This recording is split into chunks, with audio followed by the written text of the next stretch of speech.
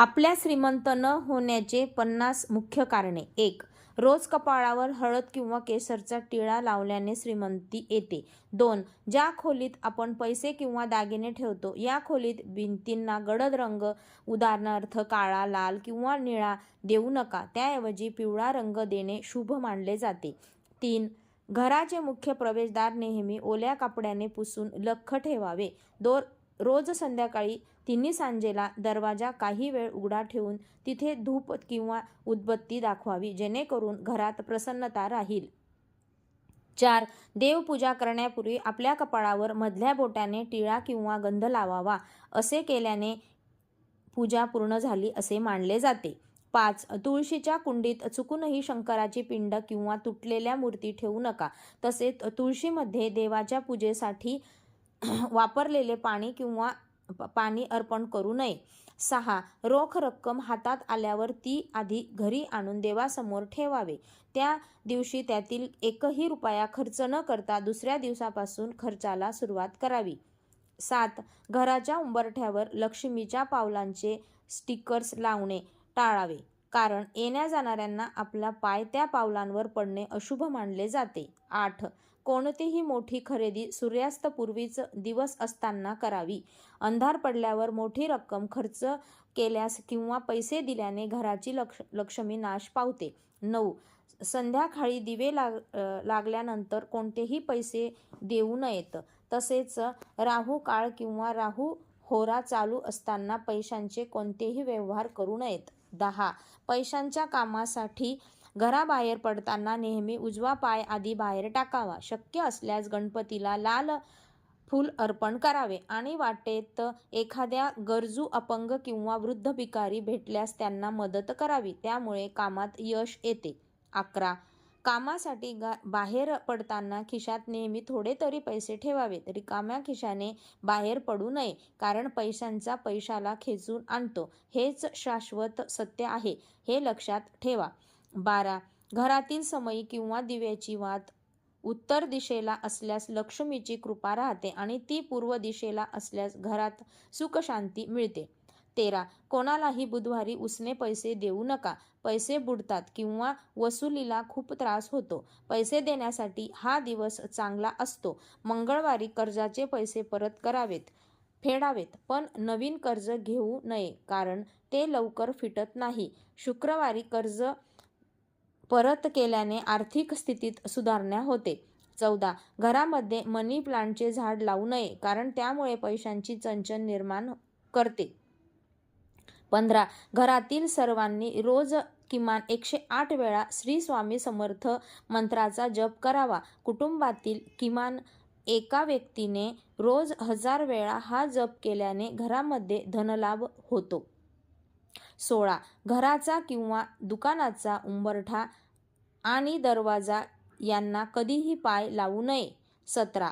जो व्यक्ती दररोज न चुकता सूर्यनारायणाला आणि गणपतीला नमस्कार करतो त्याला दीर्घायुष्य, उत्तम आरोग्य, संपत्ती आणि समाजात मान सन्मान मिळतो. 18. जो माणूस अस्वच्छ कपडे घालतो, दात साफ ठेवत नाही, त्याचप्रमाणे जास्त जेवतो, दुसऱ्यांशी वाईट बोलतो आणि सूर्योदय किंवा सूर्यास्ताच्या वेळी झोपून राहतो, तो साक्षात विष्णू जरी असेल तरी लक्ष्मी त्याला सोडून जाते. अशा व्यक्तींकडे पैसा कधीच टिकत नाही.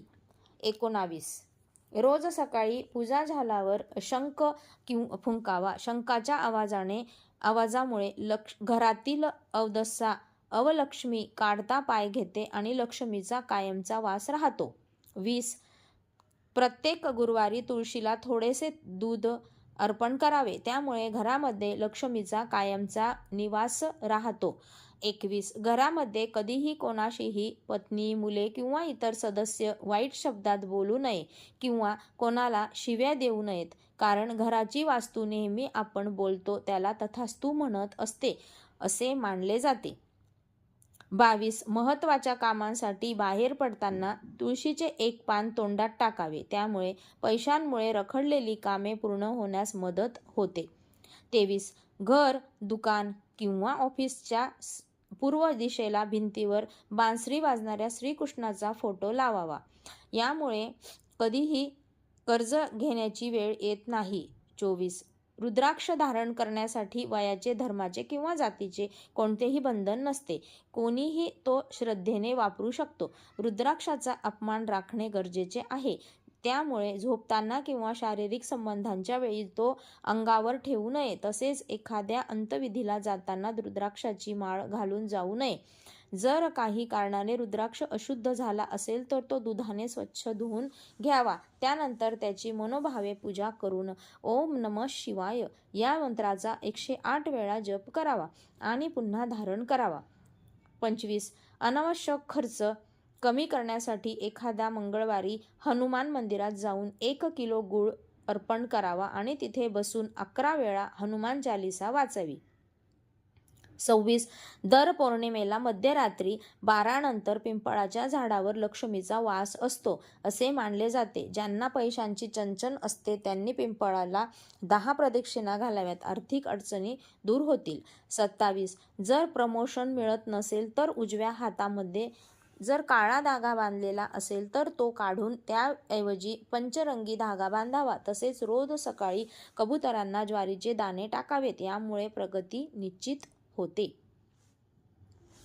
28. वर्षातून एकदा तरी कुळाचाराप्रमाणे टाळाटाळ न करता कुलदेवतेचे दर्शन, अभिषेक आणि पूजा करावी. यामुळे घरात पैशांचा ओघ कधीही कमी होत नाही. 29. रोज रात्री पूजा झाल्यानंतर घर किंवा व्यवसायाच्या ठिकाणी शंख वाजवावा. यामुळे घरातील कटकटी आणि चिडचिड कमी होतो. 30. समुद्रकिनारी जेव्हाही फिरायला जाणार असाल तर दल देवतेची प्रार्थना करून एक नारळ आणि कुंकू अर्पण करून ते पाण्यात विसर्जित करावे. 31. गरिबांना अन्न दान केल्याने आयुष्यातील अनेक संकटे आणि दोष दूर होतात. 32. यश आणि समृद्धीचे सूत्रे. उपवास केल्याने शरीराची शुद्धी होते. यात्रा केल्याने शरीर बलवान व मन प्रसन्न होते. जप केल्याने मानसिक विकास होतो आणि अनिष्ट ग्रहांची शांती केल्यास यशाची प्राप्ती होते. धन रत्न जतन केल्यास लक्ष्मी स्थिर राहते. त्याचबरोबर दान केले तर धन दौलत आणि राज ऐश्वर्य मिळते. वास्तुशास्त्रानुसार घर बांधल्यावर स्वास्थ्य लाभते. रत्न वापरल्यास मानसिक स्थिरता आणि शरीर बलवान होते. 33. अंघोळ केल्यावरच जेवावे. ताटात हात धुवू नका आणि ताटात हात धुवून मांडीवर ठेवून किंवा दक्षिणेकडे तोंड करून जेवण करू नका. 34. महत्त्वाच्या कामाला जाताना थोडे गोड दही खाऊन बाहेर पडणे खूप शुभ आणि लाभदायक ठरते. 35. फरशी पुसण्याच्या पाण्यात थोडे खडे मीठ टाकावे. यामुळे घरातील नकारात्मक ऊर्जा नष्ट होऊन प्रगतीचे मार्ग मोकळे होतात. 36. नवीन केरसुणी आणल्यावर तिची पूजा करावी. तिला कधीही पाय लावू नका किंवा उघडपणे ठेवू नका. तसेच संध्याकाळी दिवे लावल्यावर झाडू मारणे टाळावे. 37. ज्यांचे पैसे अडकले आहेत त्यांनी घराच्या दक्षिण भिंतीवर मोरपीस लावून त्याला रोज धूप दाखवावा. त्यामुळे 3 ते 4 महिन्यात अडकलेले पैसे परत मिळतात. 38. घराच्या मेन गेटवर कुंकवाने स्वस्तिक काढावे. तयार स्टिकर्स लावण्यापेक्षा हाताने काढणे जास्त चांगले. 39. ज्या नारळाला एकच डोळा असतो तो अत्यंत शुभ असतो. हा नारळ लक्ष्मीदायक असल्यामुळे सांपत्तिक लाभ होतो. यामुळे अशा नारळाला चिंतामणी बोलतात आणि त्याला न फोडता देवघरात ठेवल्याने खूप श्रीमंती येते. 40. पौर्णिमा आणि अमावस्येला उंबरठ्यावर 5 कापूर वड्या जाळाव्यात. यामुळे घरातील दोष निघून जातात.